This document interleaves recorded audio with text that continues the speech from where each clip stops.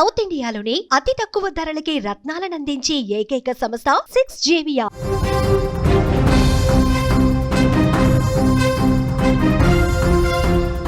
కాకినాడ జిల్లా తునిలో ఓ పెద్ద మనిషి కీచక పర్వం నివేరపరుస్తోంది. పెద్ద మనిషి అనకూడదు, వాణ్ణి పెద్ద మనిషి అసలు అనకూడదు, నీచుడు అనాలి. ఈ పదం సరిగ్గా వాడికి సరిపోతుంది. మనవరాలి వయసులో ఉన్నటువంటి చిన్నారుల మీద కన్నేసి వాళ్ళని వేధిస్తున్న విషయం బయటకు వచ్చింది. గురుకుల పాఠశాలలో చెందినటువంటి అందులో 8వ తరగతి చదువుతున్నటువంటి ఒక విద్యార్థినికి మాయమాటలు చెప్పి నిర్మానుష ప్రదేశానికి తీసుకెళ్లాడు. అక్కడ కుటుంబ సభ్యులు పెద్ద ఎత్తున ఆందోళన చేస్తున్నారు. ఒక్కసారి ఆ ఆందోళన చూడండి, దాని తర్వాత వీడేం చేశాడో మీకు వివరించే ప్రయత్నం చేస్తాను.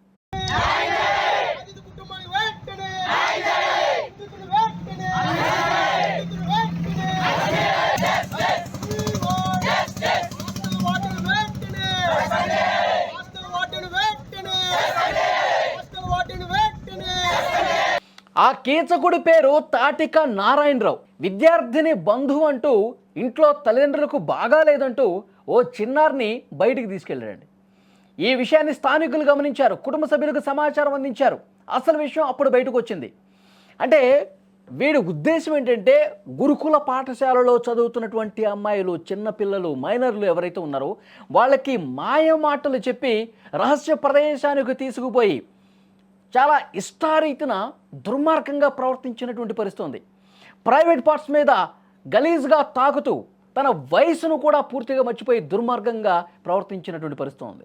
వాడు ఒక రాజకీయ పార్టీ పేరు చెప్తా ఉన్నాడు, నేను మున్సిపల్ కౌన్సిలర్ అని చెప్తా ఉన్నాడు, బెదిరించే పరిస్థితి ఉన్నాడు. వాడు చేసేది ఒక నీచమైన పని, వాడు చేసేది ఒక దుర్మార్గమైనటువంటి పని. కామంతో కళ్ళు ముసుగుపోయి ఒక కుక్కలా బిహేవ్ చేస్తున్నటువంటి వాడు మళ్ళీ ఎదురుగా ప్రశ్నించిన వాళ్ళని కార్నర్ చేస్తున్నటువంటి సిచ్యువేషన్ ఉంది, బెదిరిస్తున్నటువంటి పరిస్థితి ఉంది. దీన్ని గమనించిన వెంటనే ఒక అమ్మాయిని అటు తీసుకువెళ్ళటాన్ని గమనించిన కొంతమంది స్థానికులు నేరుగా అక్కడికి వెళ్ళి క్వశ్చన్ చేశారు. ఎలా దబాయిస్తున్నాడో ఒక్కసారి ఆడియో కూడా ఉంది, వినండి. మీరు ఎవరు? నేను మున్సిపాలిటీ కౌన్సిల్. నేను ఎక్కడ? Municipality council. నేను మున్సిపాలిటీ కౌన్సిలర్. ఎలా తీసుకొచ్చి తోటలో తీసుకొచ్చి అంటే మున్సిపాలిటీ కౌన్సిలర్ అయితే ఏమైనా చేయొచ్చా? అమ్మాయిల్ని అట్లా రహస్య ప్రదేశానికి అక్కడ స్థానికంగా ఉన్న ఒక సపోటా తోటలోకి తీసుకెళ్ళాడంట. ఇప్పుడు అక్కడ స్థానికులు గమనించారు కాబట్టి ఈ పెద్ద మనిషికి అమ్మాయిలకు బైక్ మీద ఎక్కించుకొని ఇటువైపు ఎందుకు వస్తామన్నాడు అని చెప్పి వాళ్ళకి అనుమానం వచ్చి వెంటపడి వెనకాల ఆయనకి తెలియకుండా అక్కడ దాకా వస్తే చాలా దుర్మార్గంగా ప్రవర్తించిన పరిస్థితి ఉందండి. పూర్తి వీడియో మా దగ్గర ఉంది. ఒక మైనర్ విద్యార్థిని, ఒక బాలికని తీసుకొచ్చి చాలా దారుణంగా ప్రవర్తించిన పరిస్థితి పూర్తి వీడియో ఉంది. కానీ అమ్మాయి ఈ వీడియోలో కనిపించకూడదు కాబట్టి, అమ్మాయికి సంబంధించిన ఎటువంటి సమాచారం వీడియో రూపంలో చూపించకూడదు కాబట్టి, ఆ బాధ్యత మీడియాగా మాకు ఉంది కాబట్టి మేము దాన్ని పూర్తిగా కట్ చేసి కేవలం ఈ దుర్మార్గుడి చేష్టల్ని ప్రపంచానికి చూపించాలన్న ఉద్దేశంతోనే వీడియోలో అతని మాటలు చూపిస్తున్నాం. కానీ అక్కడ స్థానికుల్ని ఏ విధంగా బెదిరిస్తున్నాడో మీరు కూడా చూశారు కదా, ఎంత దుర్మార్గంగా బెదిరిస్తున్నాడు. నేను కౌన్సిలర్ని, తర్వాత మీ సంగతి చూస్తా అన్నట్టుగా మాట్లాడాడు. అది కూడా ఉంది మా దగ్గర.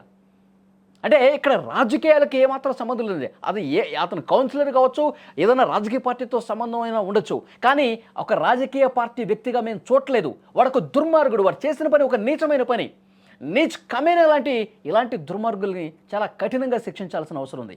ఇప్పుడు స్థానికుల కంట పడ్డాడు కాబట్టి వీడి భాగవతం బయటపడింది. చూడకుండా ఉన్నప్పుడు ఎంతమంది అమ్మాయిల్ని, ఎంతమంది పసిపిల్లల్ని, ఎంతమంది మైనర్ విద్యార్థుల్ని ఈ విధంగా తోటలోకి తీసుకొచ్చి ఉంటాడు, ఈ విధంగా దుర్మార్గంగా ప్రవర్తించుంటాడు, ఎంతమంది అమ్మాయిల జీవితాలని నాశనం చేసే ఆలోచనతో ఉండుంటాడు. దీన్ని తీవ్రంగా చూడాల్సినటువంటి అవసరం ఉంది. కేసు కూడా నమోదైంది. కుటుంబ సభ్యులు, బంధువులు ఆందోళన చేస్తూ ఉన్నారు. ఇలాంటి దుర్మార్గులు సమాజంలో బతకటానికి వీల్లేదు అని చెప్పి మాట్లాడుతున్నటువంటి పరిస్థితి ఉంది.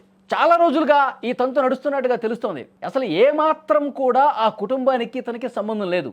కూతురికి కూతురు వయసున్నటువంటి విద్యార్థిని, అమ్మాయిని తీసుకొచ్చి ఏం చేస్తా ఉన్నాడు ఈ నీచుడు.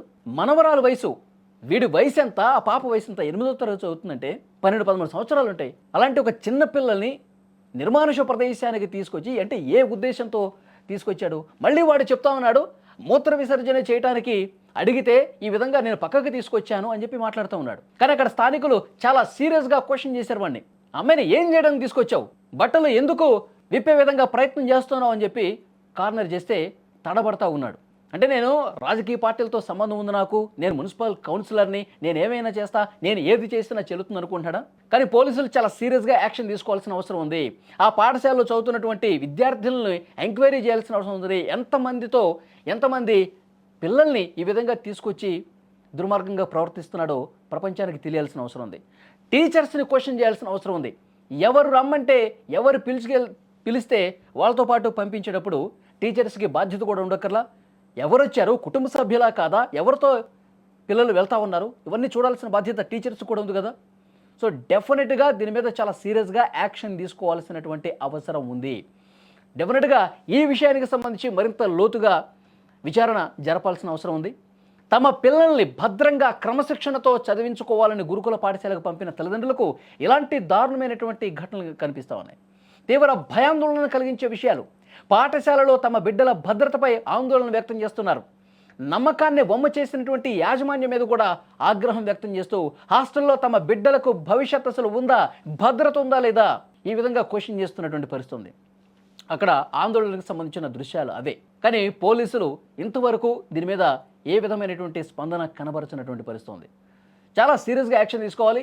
ఇలాంటి నీచులు బతికి ఉండకూడదు. ఇలాంటి దుర్మార్గమైనటువంటి కామంతో కళ్ళు మూసుకుపోయి చిత్తకార్తె కుక్కల్లాగా బిహేవ్ చేసే ఇలాంటి ముసలి నక్కల్ని ఏం చేయాలి? హాస్టల్స్కి, పాఠశాలలకి పంపిస్తున్నటువంటి విద్యార్థుల్లో ఇదే రకమైనటువంటి ఆందోళన కనిపిస్తోంది.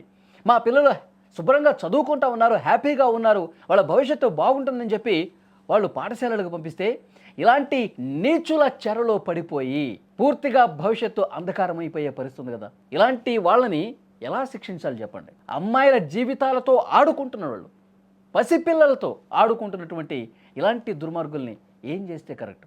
ఎలాంటి శిక్ష వేస్తే కరెక్ట్? Please comment. మీ అమ్మ మీ నాన్న రమ్మంటున్నారు, మీ అమ్మ నాన్నను అందు గురించి అలాగని తీసుకెళ్ళి అదే మేడం గారు నడుకుంటే నేను రాను బాబోయ్ అలాగని ఈవిడ అన్నదంట. ఈ పిల్ల అనగానే అతను అమ్మ ఇలాగ సంగతి వాళ్ళ అమ్మకి కాలిపోయి అలాగా కొంత నువ్వు వస్తేనే కానీ కుదరదు, అలాగని పంపిస్తేనే కానీ కుదరదని తీసుకెళ్ళాడు అంటాడు. వెళ్తే ఆయన సంతకం చేయించేసుకొని పంపేసిందంట. తీసుకొచ్చినప్పుడు అన్న అమ్మ ఇలాంటి సంగతి వాళ్ళ తాతయ్య అంట ఇలా తీసుకొచ్చి ఇలా తీసుకెళ్ళి ఇలా చేసాడు, మరి అందు గురించిగా మీరు వచ్చి పిల్లని అడుగుతారా, చేస్తారా, ఏంటి సంగతి అని ఒక్కరు కూడా చెప్పలేదండి. ముందు ఇలానే టీచర్ అమ్మే చెప్తుందండి తీసుకెళ్ళాడని. మరి 2 సార్లు తీసుకెళ్ళినప్పుడు ఒకసారి అన్నా మాకు ఫోన్ చేయాలి కదండి. మా బిడ్డని దాన్ని ఏం చేసేసావు అమ్మాయి, ఎంత ఇప్పుడు ఈ బిడ్డని ఎలా చేసావు అంటే రేపు పొద్దున్న ఇందులో ఉన్న బిడ్డలు కూడా అలాగే చేస్తావు కూడాను, ఎలా కుదురుతుంది అమ్మ అలాగని అడిగినందుకు ఆవిడ కనపడేమనేసిందండి. పాపకి ఎవరో లేరండి, పాపం పిల్ల తల్లి లేదండి, తండ్రి లేడండి, కష్టపడి బతుకుతున్నారండి. ఆ పిల్లని పాడు చేశాడండి. మరి మీరే ఏదో న్యాయం చేయాలండి. మీరు 5 సార్లు అక్కడ బయటకు తీసుకెళ్ళాడు. ఈ యాజమాన్యం సమాధానం చెప్పాలి. 5 సార్లు తాత కాదు, తండ్రి కాదు, ఒక చుట్టం కాదు, అలాంటి వ్యక్తితో ఈ స్కూల్ నుంచి బయటికి ఎందుకు పంపించారన్నది కూడా యాజమాన్యం చెప్పాలి. తను ఎందుకైతే కవర్ చేస్తున్నారో పాపనే కాదు, అలా ఇంకా 4-5 పిల్లలు తీసుకెళ్ళి 4 సార్లు సిచ్యువేషన్ జరిగిందని నాకు ఇప్పుడు బయటకు వచ్చింది. అక్కడే జరిగిందని చెప్తున్నారండి.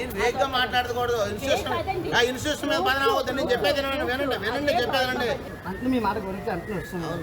ఇప్పుడు ఏంటంటే కొన్ని ఆవిడతో పాటు ఈవిడ ఎవరు ఉన్నారని మేము అనుకుంటున్నాం లోపల. అయితే ఆవిడ ఒకరితో ఉంది, ఆవిడకి ఏం తెలియదండి వాస్తవంగా బాబు. అందుకనే ఈయన నాతో పాటు ఉన్నారు.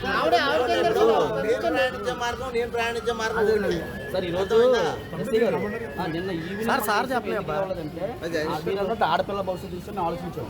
కానీ మేము హాస్టల్ రావడం కూడా కారణం ఏంటంటే ఈరోజు ఈ ఒక్క పిల్లతో అయిపోయింది. ఇంకా ఎంతమంది వెళ్తున్నారు అలాగా? తల్లిదండ్రులు పెంచి పోషించుకునే పరిస్థితుల్లో హాస్టల్ పంపిస్తున్నారు. హాస్టల్లో కూడా సేఫ్టీ లేకపోతే ఆడపిల్లని పేరెంట్స్ వస్తే గేట్ దగ్గర గంటల నిలబెట్టి హాస్టల్లో ఒక అనాథరైన పర్సన్ వస్తే ఎలా పంపించారు బయటికి? మాకు కావాల్సింది అదండి.